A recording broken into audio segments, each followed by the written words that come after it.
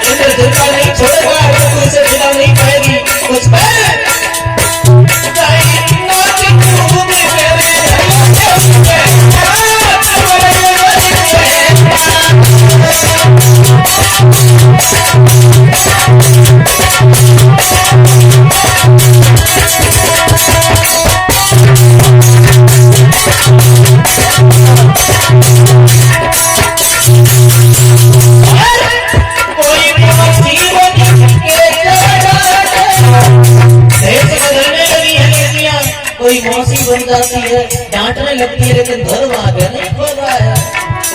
कोई मौसी बनी के कोई डांटे,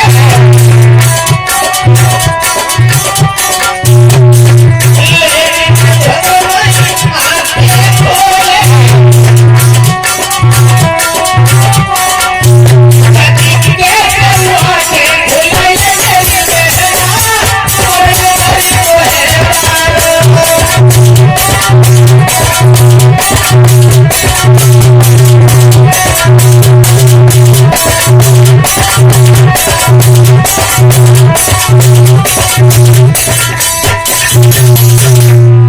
जैसे ये 5 रुपयापन लड़कियों ने दिखाया है, तो भगवान अगर भक्त को कोई परेशान करे तो उस पर बर्दाश्त नहीं होता है। माया की पर्वतैयां ऐसी छोड़ी हैं तो सारी लड़कियां वहां से भाग जाती हैं, धर्म तपस्या में लीन हो जाते हैं। शेष नाग की सैया पे नारायण भगवान बैठे हैं। शेष नाग जहर उगलने लगा, पानी गर्म हो गया। नारद पहुंच गए, जवाब दिया, बेटा ये क्या हो रहा है? क्या हो रहा है? धर्म तपस्या कर रहा है तुम, जरा भी देख नहीं रहे? यही शेष नाग की सैया पे बैठे हो, जरा निकल करके भी देख लो। अच्छा, बोले धर्म तपस्या कर रहा है? बोले हाँ। तुरंत भगवान वहां से चले हैं, और जब भगवान चले हैं, देखा है धर्म एक अंगूठे पे खड़ा खड़ा तपस्या में लीन है। जब तपस्या में लीन है, भगवान ने आवाज लगाई, बेटा धर्म, लेकिन धर्म ने नहीं सुना। जो प्रतिमा भगवान के प्रति विलीन थी, उसी प्रतिमा को जैसे ही खींचा है तो हाय पैदा करके एकदम से ध्रुव गिरा, भगवान ने गोद में ले लिया। बोलिए भगवत भगवान की।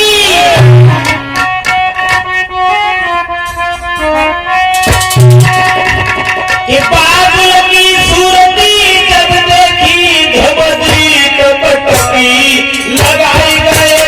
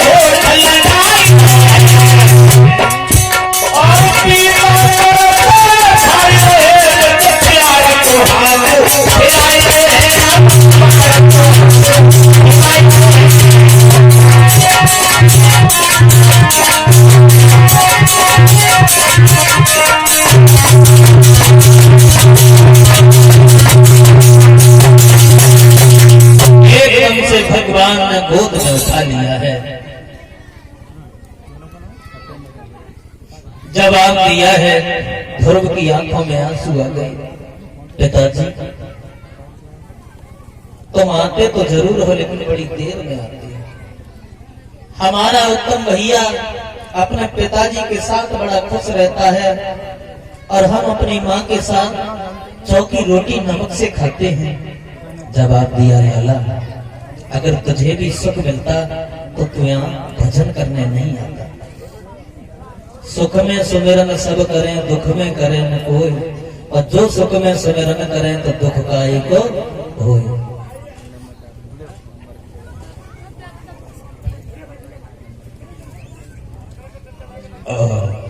ये 101 रुपए सत्येंद्र जी नगरिया और 101 रुपए ये हमारे शिष्य अनिल, इनकी तरफ से 101 रुपए आए हैं।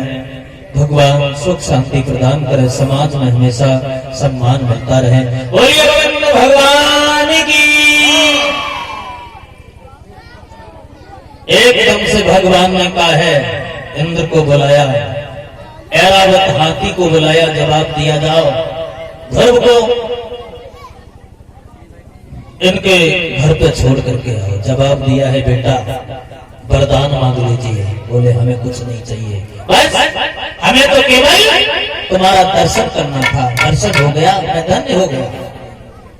जवाब दिया नहीं, अगर हम भूतल पे आते हैं तो कुछ न कुछ देकर जाते हैं। जाओ, राज्य करने के बाद जो कभी मैंने किसी को नहीं दिया है, तुम अंबर के तारे बनोगे।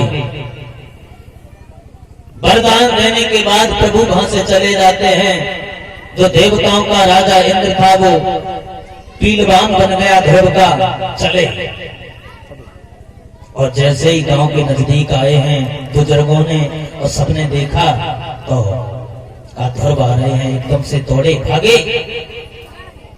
ध्रुव ने कहा इंद्र से, हाथी को नीचे बैठा लो, क्योंकि हमारे बुजुर्ग पैदल आ रहे हैं। नीचे उतर जाते हैं। जवाब दिया है, लोगों ने बताया तुम्हारी माँ रो रो करके अंधी हो गई है। बोले माँ के पास नहीं जाऊंगा, पहले मौसी के पास।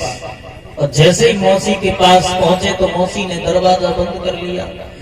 दासी से बोली, बेटा जहर ला दे, अपने लाला को मैं कैसे मुख दिखाऊंगी। दासी कहने लगी, पहले तो धक्का मारो, अब नाटकरी जहर बना रही है?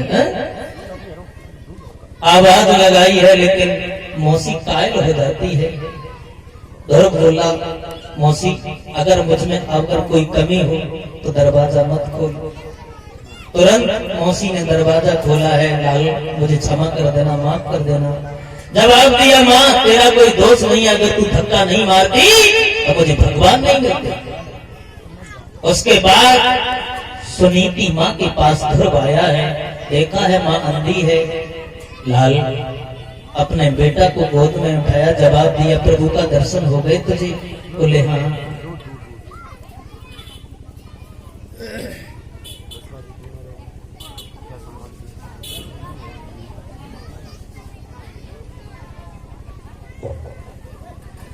जवाब दिया है,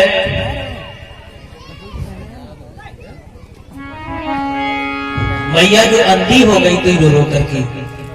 यज्ञपति महाराज, ध्रुव की कोई ताकत नहीं थी जो भगवान को पा लेता। जिस दिन से ध्रुव गया था उसकी माँ ने पानी भी तक नहीं पिया था, रो रो करके माँ अंधी हो गई थी। सबसे बड़ी तपस्या माँ की थी। एकदम से ध्रुव ने मैया की आँखिन में बन फुकाई मारी।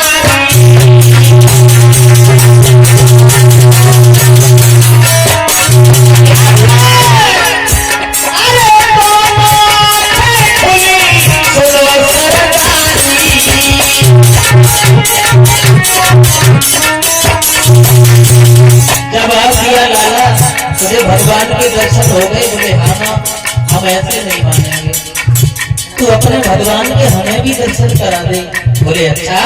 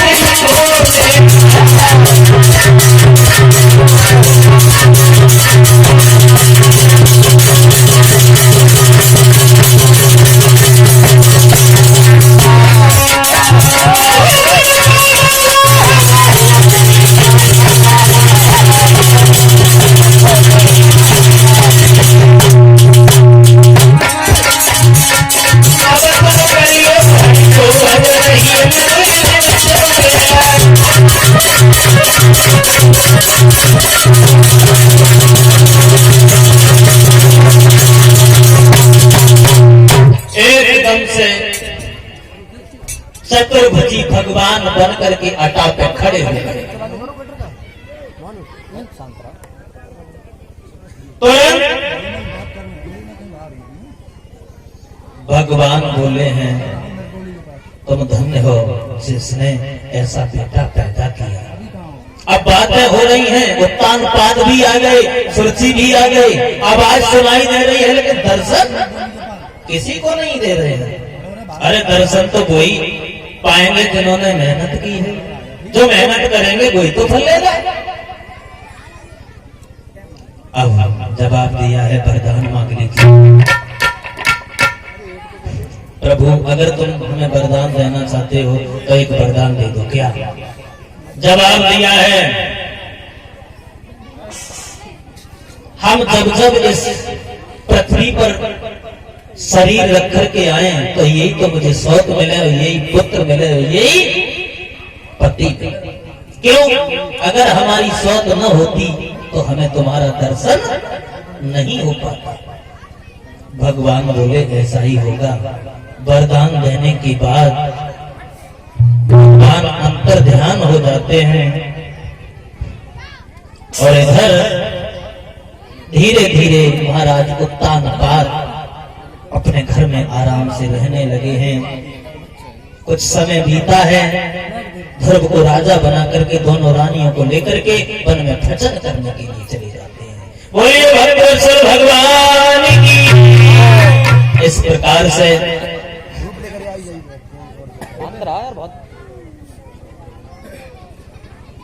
ध्रुव ने 5 वर्ष की आयु में प्रभु का भजन किया और प्रभु का दर्शन भी किया।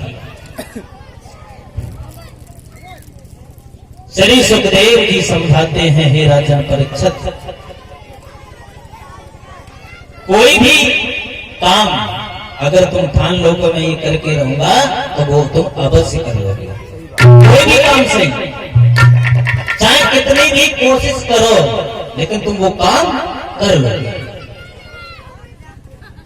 चोर होता है परीक्षित महाराज, चोरी करने अगर जाए तो 100 उपाय करेगा, लेकिन चोरी करके आएगा, चाहे उसे कुछ करना पड़े।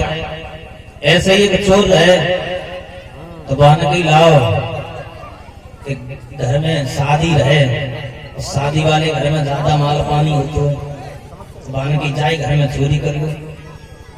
एक 4 मित्र रहे, एक नाई का लड़का रहे और नाई को लड़का ज्यादा चालाक है, तो पानी ऐसो है चोरी करोगे कैसे? बोले ऐसा करो, मैं साड़ी पहन लेता हूँ और मैं तुझे अकल बताऊंगा, तब तुम चोरी करना, तुम पीछे रहना। बाने साड़ी पहन के जहाँ ढोलक बज रही थी, माता बहनें गीत गा रही थी। माता बहनों देखी जब नई बहू के लगी आएगी जाई नचाए लो, बोले आज जी जरूर नाचेंगे, तो वह नाचने लगी और चोर पीछे मकान के पीछे खड़े, बाने हम तुम्हें सारो देंगे। अब गीत गाने लगी, वो लड़का जो साड़ी पहने था वो बोला कि धीरे धीरे से फोड़ो पिछवाड़, पीछे से मकान फोड़ो।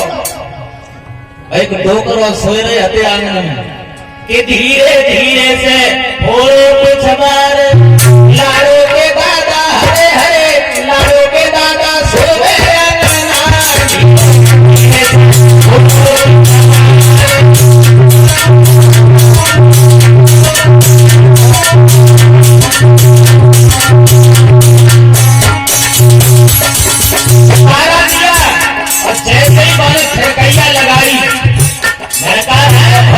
स्पीड से नाच रहो, आवाज लगाई,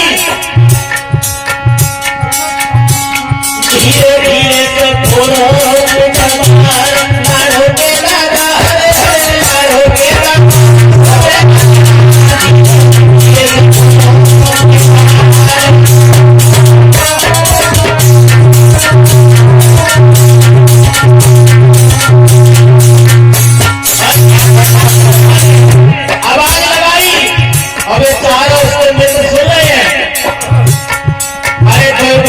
चीनी के घर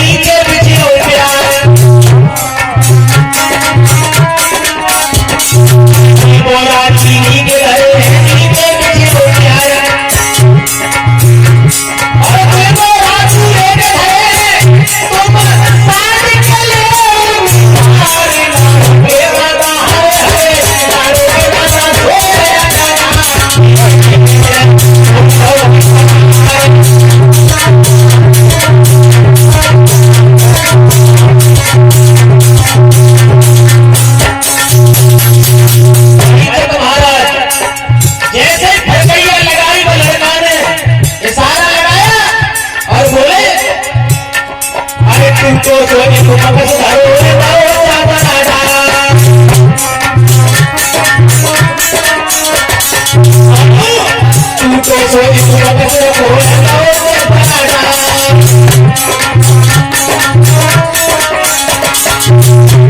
और तीसरे वक्त तक भाई भाई है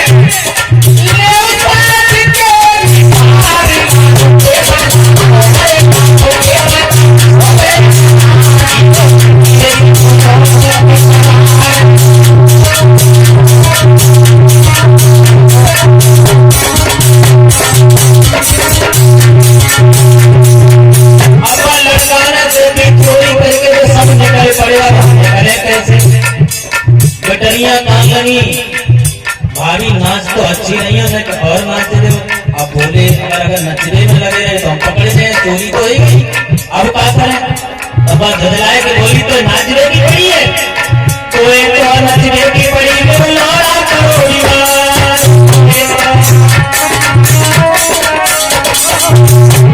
मेरे भाई के बहुत तेज बुखार है, मेरे मन मेहमानों का से चली आई है। अरे तुम्हें तो नचने की पड़ी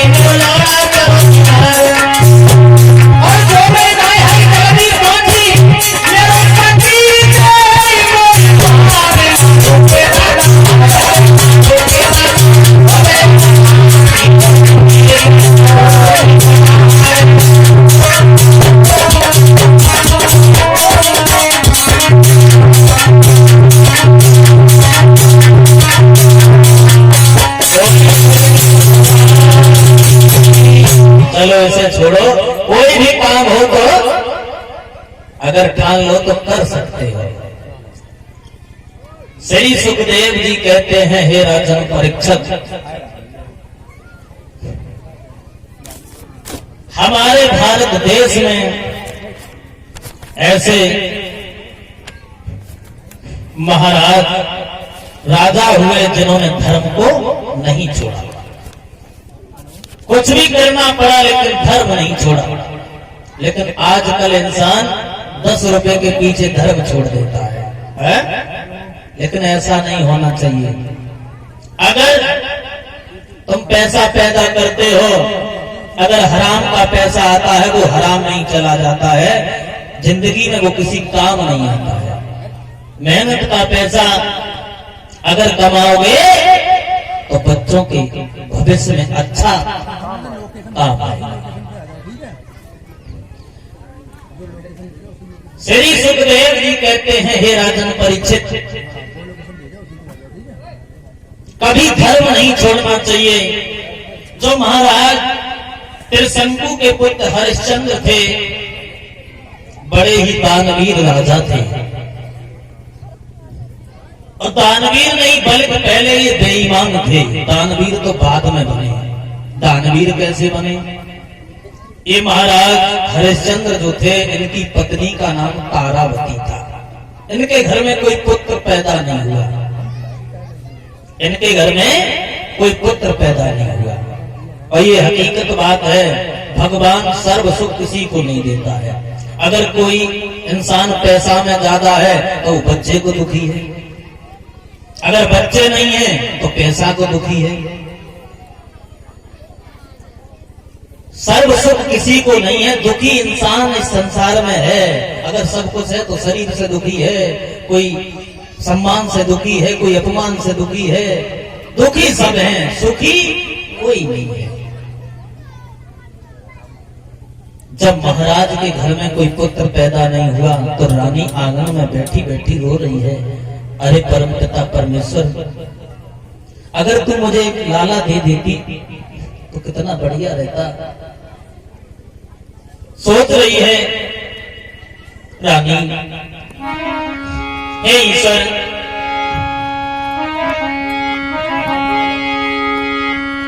ये विधिना तेरी कहां नजरी आई, और मेरे भयो ने